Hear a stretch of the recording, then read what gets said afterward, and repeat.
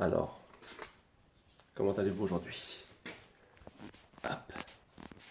Moi, ça va. Et aujourd'hui, on va continuer notre fourreau.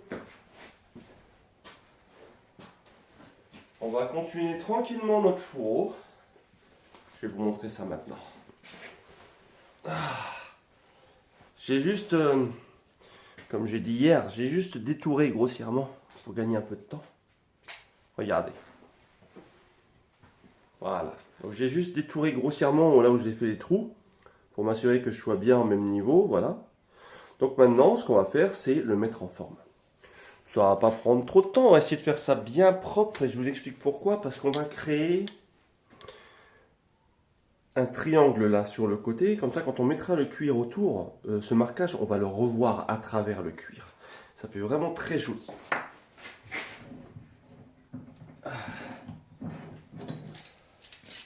Donc on va s'occuper de ça tranquillement maintenant. Comme on a travaillé sur un bois qui est très... qui n'est pas dur, d'accord? Un bois tendre, voilà, cherchez le terme. C'est un bois tendre. Ça va mordre facilement pour le nettoyage et pour l'ajustement. Ça va être bien. Donc là, je vous montre. D'accord? Donc là, on a le fameux couteau qui va aller dans ce fourreau, dans celui-ci. Donc là, si on le met, voilà. Le couteau, d'accord, a une petite marge. C'est juste comme ça, au moins, il rentre bien propre. Donc là, je vais nettoyer vite fait le départ, pour pas perdre trop de profondeur. Ensuite, on va tracer le côté que je ne dois pas dépasser pour après travailler mes formes sur ce petit truc-là. Et ensuite, on va mettre en forme ça tranquillement. J'installe l'aération pour le travail du bois. Vous savez quoi? Regardez. Je vais vous montrer en même temps. Je vais vous montrer comment j'ai installé tout ça. Alors là, on a le backstand. Donc là, c'est ce qui va me servir à travailler mon bois, mon acier, tout ça. Ok. On n'a pas besoin de cette partie-là. On n'a pas besoin de plat. Par contre, le bois, ça fait énormément de poussière. Donc pour éviter ça, enfin un maximum en tout cas, voilà, j'ai installé une aération directement dessous et je vais venir y brancher l'aspirateur. Voilà. Directement là, comme ça j'allume l'aspirateur et j'ai une grosse partie du bois qui va venir, de la sciure de bois qui va venir directement dans le système d'aspiration. Donc ça m'enlève déjà une bonne partie. Donc voilà ce qu'on va faire. Je nettoie ça propre. Ensuite on trace la partie que je dois enlever ici, d'accord? On va passer ça à la scie à ruban. Et ensuite on va venir former en traçant le trait où je veux le faire et en faisant venir le bois au niveau de mon trait. D'accord? Allez, c'est parti.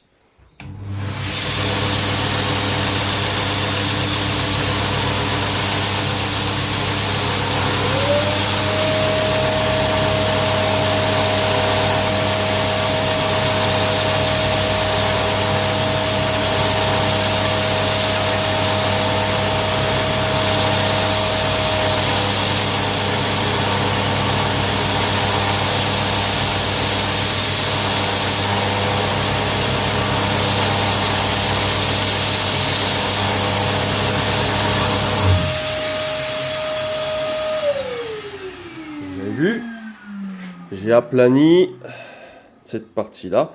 Pas ici, mais c'est pas grave parce que je vais le manger ça. On s'en fout, d'accord?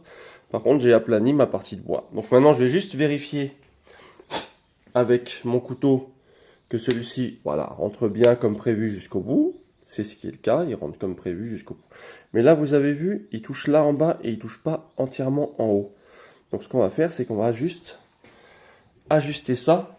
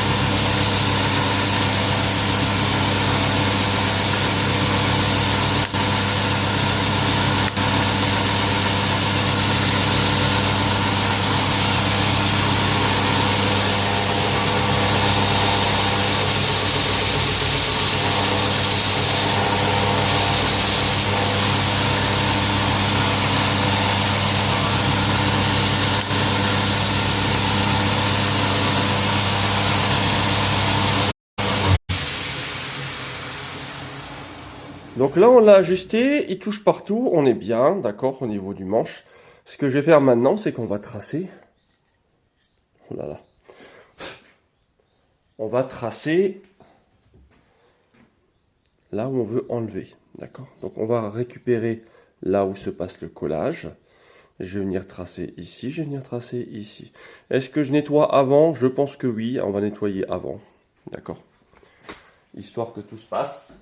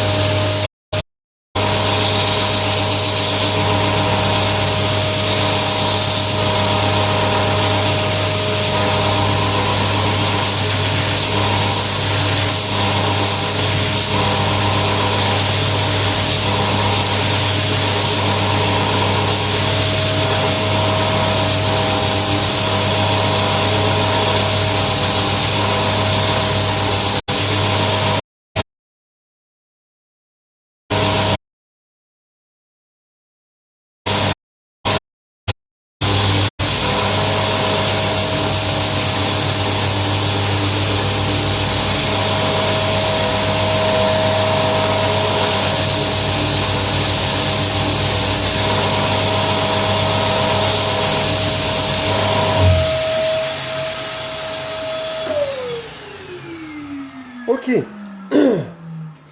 Donc voilà, on a détouré notre fourreau en laissant 3 mm, 4 mm, tu vois, au niveau de la sortie ici. Donc là, on est bien. Maintenant, on ne touche plus à ces parties arrondies ou à cette partie haute. Par contre, on va toucher ici. D'accord. Donc là, sachant que je ne suis pas centré, je vais devoir centrer ça. Donc on va faire le centrage maintenant tranquillement.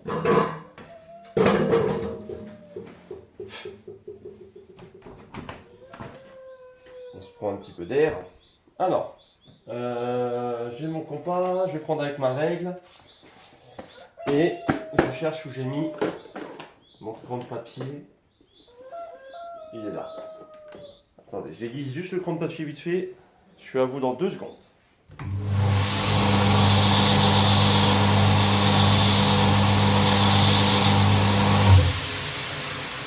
Alors, elle est où ma règle? Oh. Elle est là.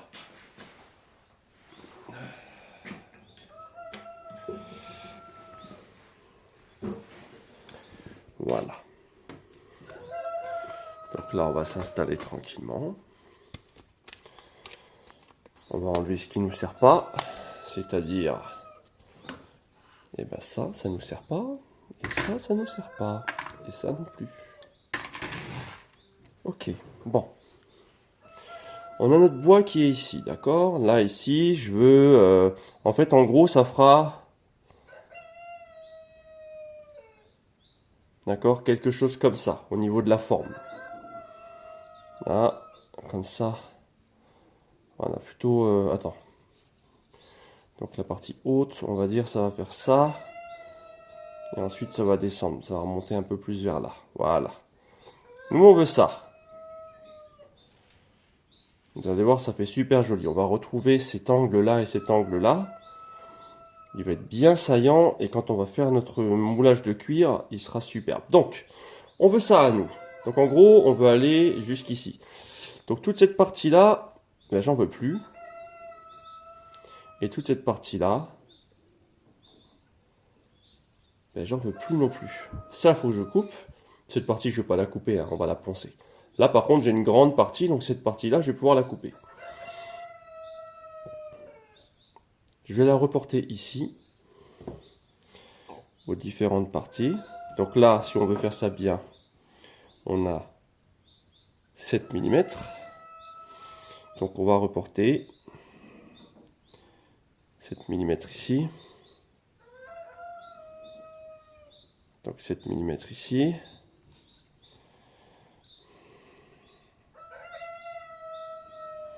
« 7 mm ici.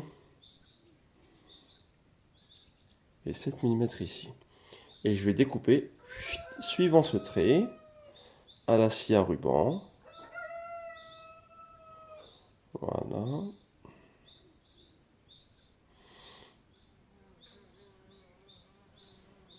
Ok, je vais suivre ce trait à la scie à ruban.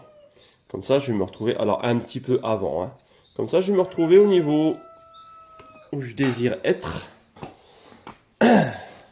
Comme ça, après, on va pouvoir le mettre en forme. On va pouvoir le mettre en forme. Donc, je réinstalle et je rebranche ma scie.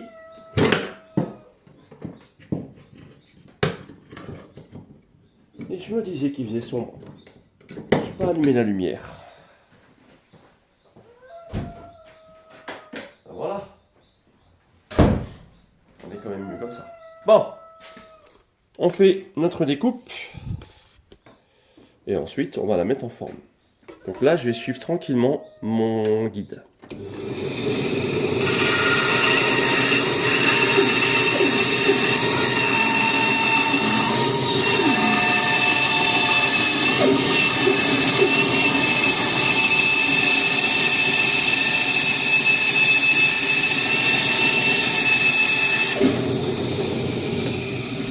Donc on a enlevé la partie qui ne nous servait pas. Hop. Et on se retrouve avec... Donc on va repasser ici. Et maintenant, on va bien planifier. Rendre plat. C'est mieux. Je ne sais pas si c'est le bon terme. Les tranches. Et ensuite, on va tracer au crayon de papier la ligne que je veux suivre. La ligne ici que je ne veux pas dépasser. Et on va faire notre angle tranquille. Donc là, je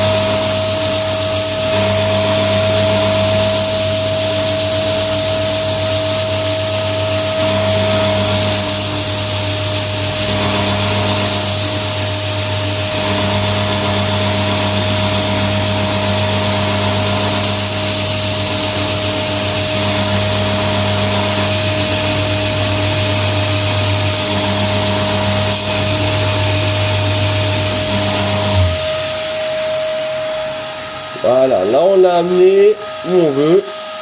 On est bien plat. Maintenant, on va faire l'autre côté.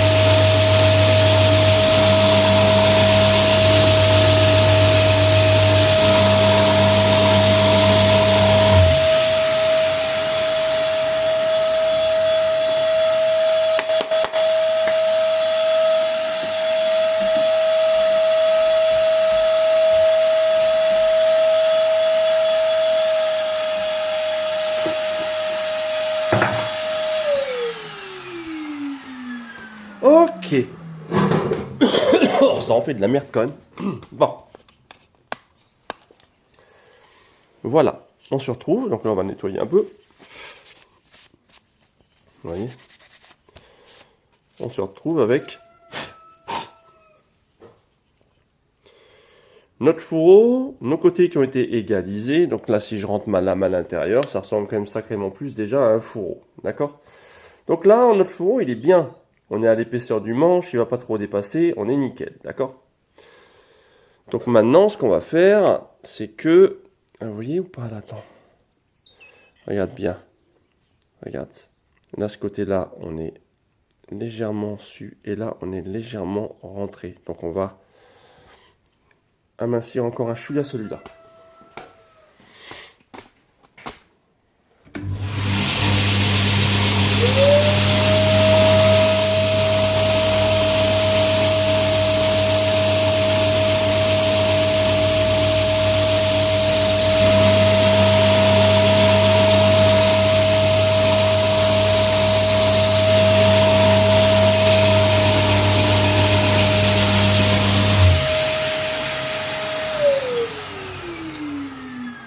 Voilà, comme ça on est mieux.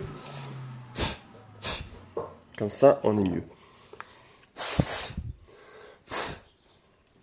Alors, est-ce que ma lame est bien maintenant? Vous voyez ça? Ici, ici. Petit décroché, on est bien. D'accord? Donc ma lame est centrée, ma lame est nickel. J'ai de la place avant, j'ai de la place arrière. Là, on est bien. Voilà, donc là, on est bien. Maintenant, on va tracer les endroits qu'on ne peut pas dépasser, et à l'avant et à l'arrière. Alors vous allez me dire, je m'embête un petit peu avec tout ça, mais c'est ce qui fait que l'étui après sera nickel. Tous ces petits détails là, c'est hyper important. Là on a combien? 1,6. Donc si je prends mon centre, c'est 80. Ça c'est mon centre. D'accord. Je ne veux pas dépasser ce centre là. 80, on va prendre 80.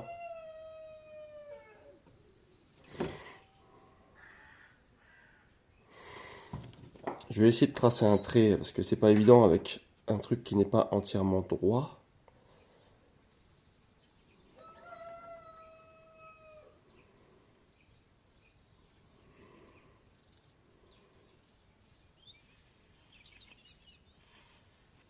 J'y suis arrivé quand même. Voilà notre centre. On va faire la même chose de l'autre côté. Moi, je le fais à l'œil nu, je le vois, hein, d'accord? Je devrais mesurer, mais je vois où est le centre à l'œil nu.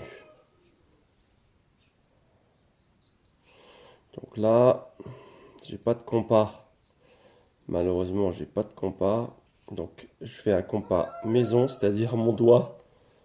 Mon doigt va suivre le bois, et ça me fait un compas maison. Ok, mon centre est là. Maintenant, ce que moi je veux pas, on va refaire ici. Je suis pas vraiment au centre. Voilà. Et ben, je vais voir à quel endroit je veux pas dépasser. Donc là, ici, vous avez vu, j'ai mon bois qui est là. Je veux pas dépasser ça. Lorsque je vais faire mon angle, je veux pas dépasser ça. Donc je veux pas dépasser ça également de l'autre côté. Ça, ce sont mes deux traits où je ne dois pas dépasser. Donc ce qu'on va faire, c'est que là, par contre, je vais prendre... Faut que je me sette un compas, hein. On va prendre ce petit compas. Chouïa plus. Hop. Encore un petit peu. Voilà. Je veux pas dépasser ce trait, donc en fait, je vais tracer mon trait limite. Je dois venir sur ce trait. D'accord? Je dois venir sur ce trait. Là, on le voit, mais je dois pas le dépasser. On fait la même chose de l'autre côté. Voilà. On refait un trait creusé dans le bois et je dois venir sur ce trait. Je dois pas le dépasser. Comme ça, on aura une symétrie nickel. La même chose en bas.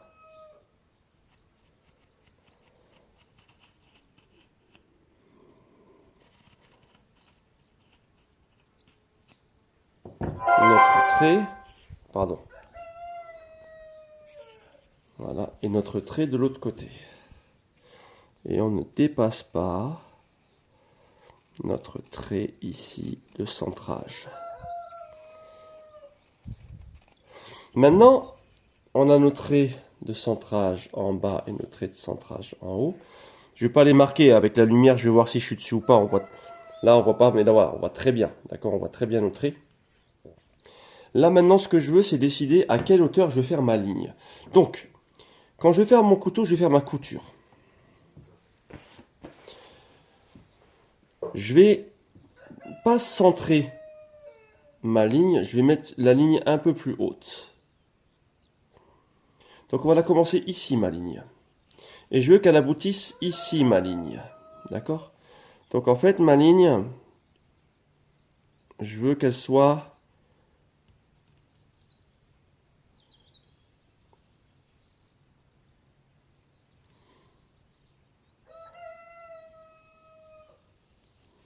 Voilà.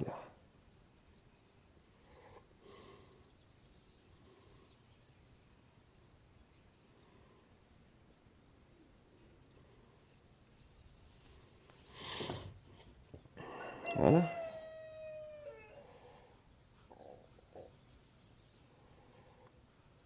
Là. Ça va donner ça. Elle part de là et elle arrive en bout. Donc vu qu'elle part d'ici, je vais faire la même chose de l'autre côté pour avoir une symétrie parfaite. Donc ici j'ai mon côté, je vais le tracer de l'autre.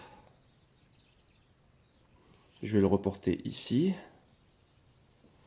Et maintenant, je veux aller de la même manière. Donc ça sera... C'est compliqué d'avoir quelque chose de similaire. On va se faire des points de passage. Par exemple, à ce niveau-là, d'accord, à ce niveau-là, je suis à 9 mm. Donc à ce niveau-là, je suis à 9 mm. On se fait des points de passage, comme ça on voit à peu près. À ce niveau-là, je suis ici. Voilà. Donc là, on voit très bien que si on doit faire le truc, On doit venir ici, on va faire notre arrondi.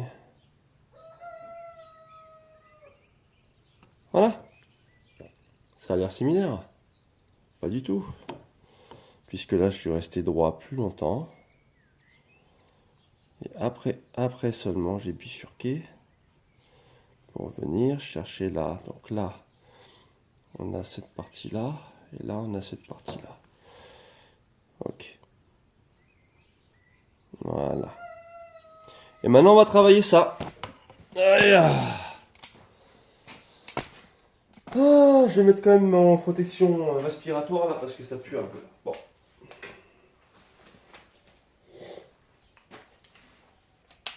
Vous êtes prêts? C'est parti.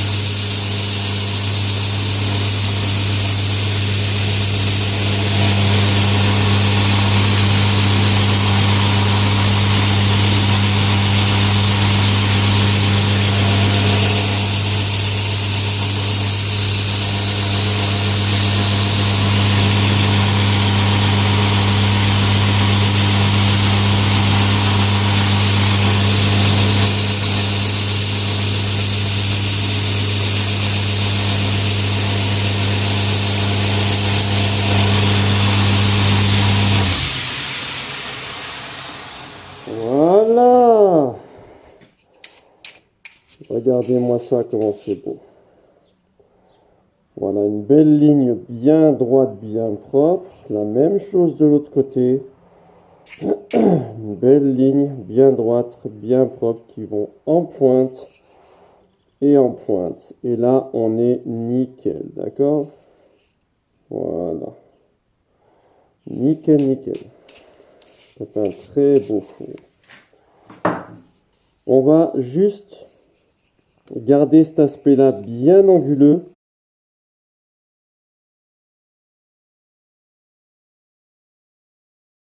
Un petit peu d'arrêt ici. Ah, c'est dégueulasse. Alors, pour casser l'arête, on va prendre un petit papier. Voilà. On ne travaille pas ici, hein, parce que si on travaille ici, on va casser l'arête qui nous intéresse. Nous, on veut juste casser légèrement cette arête-là. Voilà.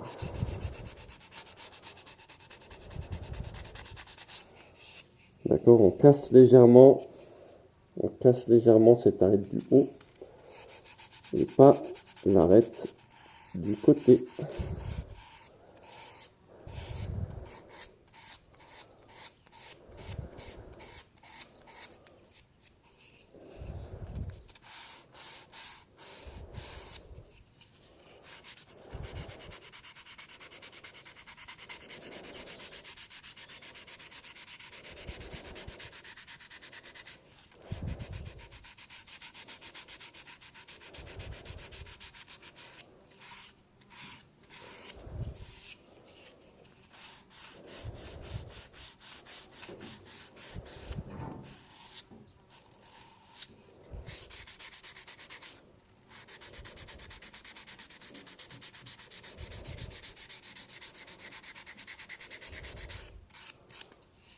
Et en bas, c'est pareil.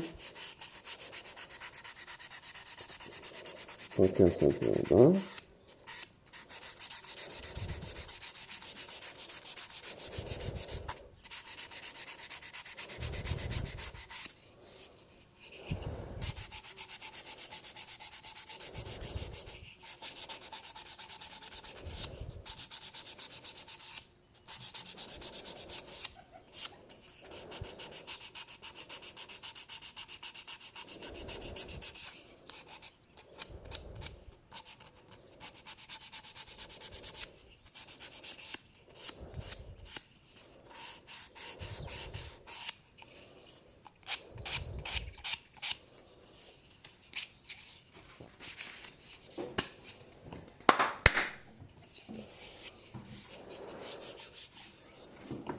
Ok.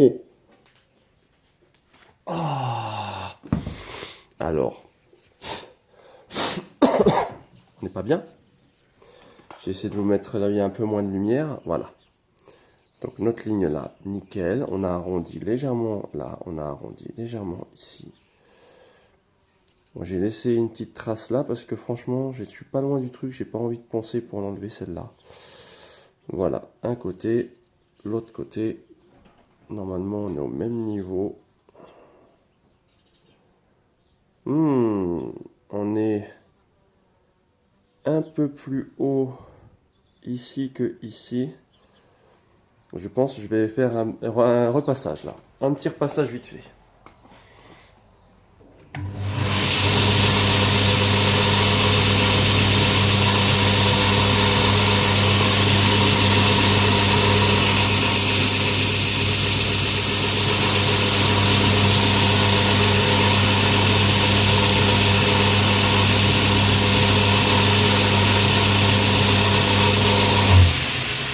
Voilà, c'est bon. J'ai juste remis un petit coup de ligne pour que ça soit à la bonne hauteur. On se retrouve avec la même ligne. Là, on a une belle ligne ici. Ça sera un droitier. Donc, si c'est un droitier, il le portera comme ça. Donc, ça sera cette ligne-là qui sera visible. Ouais.